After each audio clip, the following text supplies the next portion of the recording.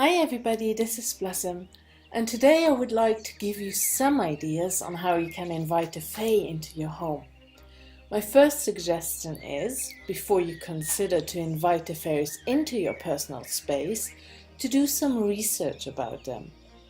You can find a lot about them in folklore, and more often than not it's suggestion that they are dangerous and you shouldn't welcome them into your home. Personally, I didn't have any bad experiences with them. However, when you invite them in, make sure to set the intention and even to say it out loud, only to welcome the friendly beings who have no ill intent. One idea is to plant some flowers. Maybe you have a garden, so you can leave one part of it to the fairies. If not, you can plant these flowers in pots and put them on your balcony, your windowsills, or wherever inside your home. Some plants that are said to attract fairies are thyme, lavender, rosemary and heather. Thyme and rosemary are easy to cultivate inside and can be used as kitchen herbs as well. Other flowers you could plant are marigold, bluebells, foxglove, sunflowers or primrose. Any kind of flower that attracts bees will also attract fairies. You can leave them a special place in your home, especially for the house elves or brownies. It is said to give them a place in the kitchen, as in older times this was the place where everyone gathered and a lot of time was spent near the hearth fire. However, nowadays this will probably be the living room. You can make room on a shelf that you dedicate to the fae.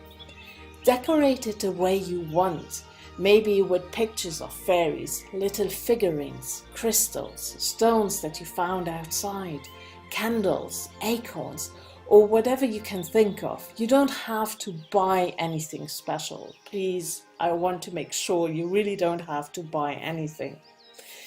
I personally dedicated most of my living room to the fairies.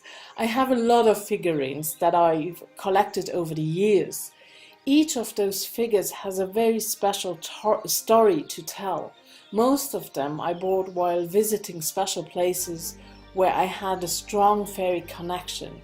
So it was not randomly buying for me, but something very personal. But no, this is just my personal approach, as I love to surround myself with things that bring that kind of magic into my house. It brings a smile to my face when I look at them, but this does not have to be your way. Maybe you want to keep it very simple, clean and uncluttered. And if this is your approach, that's wonderful. Folklore teaches us that many of the fae cannot handle iron. It really depends on the type of fairy, and often in Germanic and Nordic folklore this is not necessarily the case.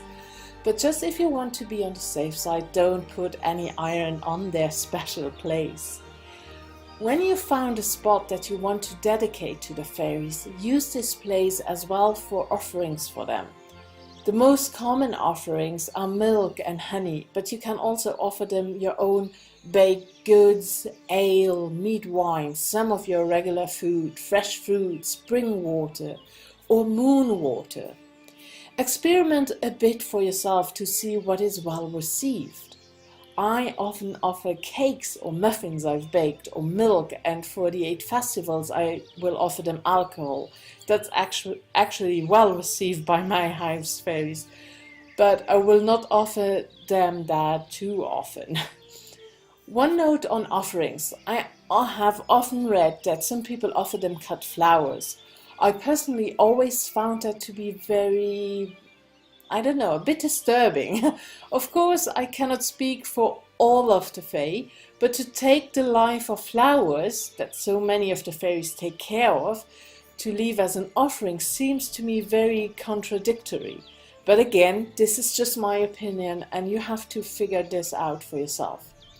There is often the question on how often you should make offerings. In my own experience, it is not necessary to do this on a daily basis, but it is advisable to do it on a regular basis. In folklore, we learned, for example, that Friday was the day in the week where fairies are especially active, and so that was also the day where offerings were made to them. So you could always have your Fairy Friday. Or you only offer once a month, maybe for the full moon if this is something you work with. Otherwise you could offer them only for the festival days like Samhain, winter and summer solstice, Imbolc, the equinoxes, Beltane and Lughnasadh.